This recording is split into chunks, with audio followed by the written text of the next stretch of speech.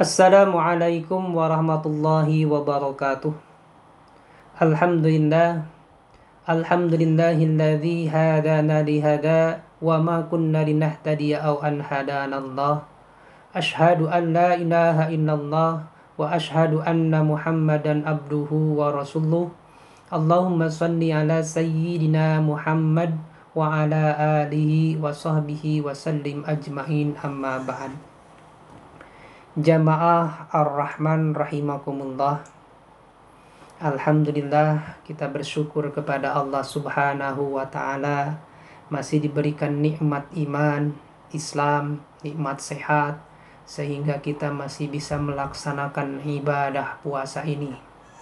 Kita berdoa kepada Allah, mudah-mudahan ibadah kita, puasa, sholat tarawih, tadarus, semuanya diterima oleh Allah Subhanahu wa ta'ala. Berdoa, memohon kita kepada Allah agar amalan kita diterima, itu merupakan salah satu doa yang dicontohkan oleh Rasulullah Sallallahu Alaihi Wasallam. Doa yang disuruh oleh Rasulullah Sallallahu Alaihi Wasallam. Sebagaimana dalam salah satu hadisnya yang diriwayatkan oleh Al-Baihaqi dalam kitab Su'ubul Iman. Hadis ini disampaikan oleh Ummu Salamah. Ummu Salamah, salah satu istri Rasulullah, menyampaikan hadisnya begini, bahwa Rasulullah Shallallahu Alaihi Wasallam seusai sholat subuh, ba'da sholat subuh, Rasulullah berdoa. Doanya begini, Allahumma inna as'aluka ilman nafi'a wa rizqan tayyiba wa amalan mutaqabbala.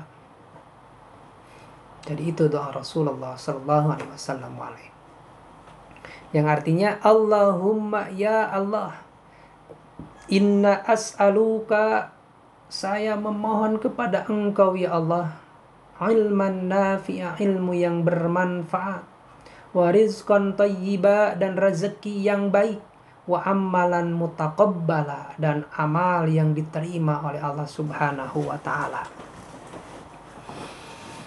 Rasulullah yang ibadahnya jauh lebih baik dari kita masih berdoa begitu, memohon supaya amalannya diterima oleh Allah.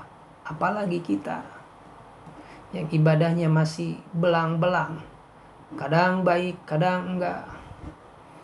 Jangan jauh-jauh, kita udah masuk ke 8 ke 9 hari, udah lewat minggu pertama, mungkin sudah mulai agak kendor ibadah kita. Nah, kita berdoa kepada Allah, ya Allah, mudah-mudahan amalan kita diterima oleh Allah Subhanahu wa ta'ala. Bapak, Ibu, jamaah Ar-Rahman rahimakumullah, pada pagi ini sedikit saya akan bahas tentang ciri-ciri amalan ibadah yang diterima oleh Allah. Jadi cirinya orang yang diterima oleh Allah itu akan kelihatan, akan terasa. Ini untuk muhasabah kita. Apabila amalan ibadah kita diterima, maka akan terlihat ciri-cirinya ini. Yang pertama, ciri ibadah diterima oleh Allah Subhanahu wa ta'ala adalah Allah memberikan semangat kepada kita untuk berbuat kebaikan dan kebaikan lagi. Imam Hasan Al-Basri, seorang tabi'in itu adalah generasi setelah sahabat. Beliau anak budaknya Ummu Salamah. Bahkan beliau pernah jadi anak susunya Ummu Salamah, atau pernah menyusui kepada Ummu Salamah. Ketika sudah besar, 14 tahun, dia pindah ke kota Al-Basri, salah satu kota di Irak. Makanya namanya Imam Hasan Al-Basri. Jadi kalau orang sana namanya itu suka menunjukkan tempat. Misalnya kalau saya Hidayat, karena orang Garut, Hidayat Al-Garuti. Biar lebih keren, pakai nama Arab, pakai Abu. Abu itu bapaknya. Anaknya siapa? Sofia. Abu Sofia Al-Garuti. Lebih keren ya. Kalau nama Ustadz Abu Sofia Al-Garuti. Gitu. Kembali. Apa kata Imam Hasan Al-Basri? Beliau mengatakan begini, man sawabal hasanah al-hasanatu ba'duha wa man jaja as-sayyi'atu ba'duha. Tuh, kata Hasan Al-Basri. Jadi barang siapa yang berbuat kebaikan, maka kalau dia ditolong oleh Allah akan berbuat kebaikan setelahnya. Wa man jaa sayyi'ah, dan barang siapa yang berbuat keburukan, maka hukumannya adalah keburukan berikutnya. Jadi ciri ibadah kita diterima oleh Allah, ketika kita beribadahnya diterima, maka akan menimbulkan semangat untuk berbuat ibadah setelahnya dan setelahnya. Puasa kita diterima oleh Allah, maka setelah Ramadan, setelah puasa, kita akan tetap semangat berpuasa. Idul Fitri berhenti dulu karena haram, tidak boleh puasa. Setelah Idul Fitri ada puasa apa? Puasa sunnah Syawal. Setelah puasa sunnah Syawal ada puasa Senin Kemis, ada puasa Yaumil Bid. Semangat, tetap semangat. Jadi kalau badan kita, jiwa kita setelah Ramadan masih semangat untuk berpuasa, itu tanda-tandanya puasa kita diterima oleh Allah Subhanahu wa Ta'ala. Begitu pula tadarus, begitu pula sholat. Tarawih hilang, tapi setelah Ramadan tahajud jalan. Kalau misalnya, aduh ini baru 8-9 hari udah lemas, kapan sih beres puasa? Nah itu jangan-jangan puasa kita masih diragukan ya. Ketika kita berdoa kepada Allah Subhanahu wa Ta'ala, mudah-mudahan puasa kita, ibadah di bulan puasa ini diterima oleh Allah Subhanahu wa Ta'ala. Begitu pula keburukan. Jika kita berbuat keburukan, maka hukumannya adalah keburukan setelahnya. Jangan yang jauh-jauh, yang gampang aja. Ketika kita berbohong, bohong buruk, maka akan mengundang keburukan, maka akan mengundang bohong yang kedua untuk menutupi bohong yang pertama. Satu. Yang kedua, ciri ibadah diterima, ciri amalan diterima oleh Allah Subhanahu wa Ta'ala, ini adalah menimbulkan akhlakul karimah. Kata Syekh Muhammad Abduh, seorang ulama dari Mesir di abad 19, beliau mengatakan ciri-ciri ibadah, ciri-ciri amalan yang diterima oleh Allah Subhanahu wa Ta'ala adalah menimbulkan ke orang yang menjadi akhlakul karimah. Seperti dalam satu hadis yang diriwayatkan oleh Imam Bukhari dalam kitab Adabul Mufrad.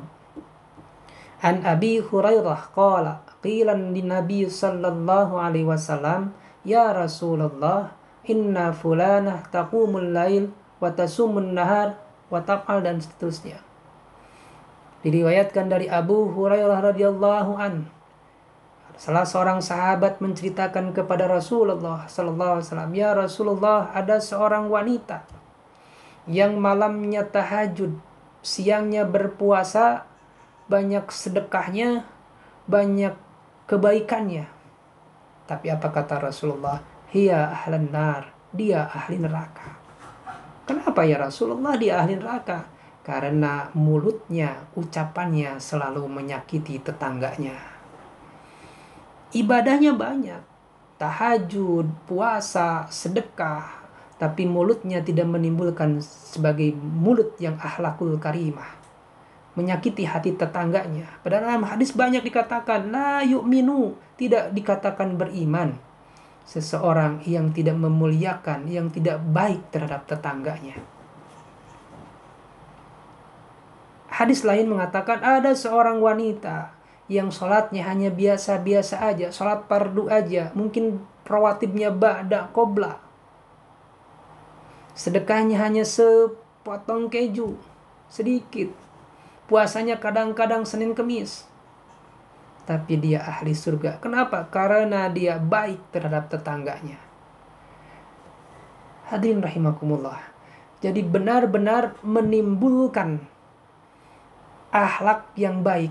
Kalau ibadah kita, kalau puasa kita, sholat kita, zakat kita diterima oleh Allah, itu akan menimbulkan akhlakul karimah. Jadi istilah STMJ, sholat terus, maksiat tetap jalan, itu tidak ada. Berarti sholatnya tidak berfungsi. Kalau sholatnya berfungsi tanha anil fahsa'i wal munkar, tidak mungkin dia sholat tetapi berbuat keji juga, berbuat munkar juga. Satu. Yang kedua. Yang ketiga, doanya dikabulkan oleh Allah Subhanahu wa Ta'ala. Jamaah Ar-Rahman rahimakumullah, karena sudah 10 menit, mungkin nomor 2 dan seterusnya akan dibahas di lain waktu, di lain kesempatan. Mohon maaf, billahi taufik wal hidayah. Wassalamualaikum warahmatullahi wabarakatuh.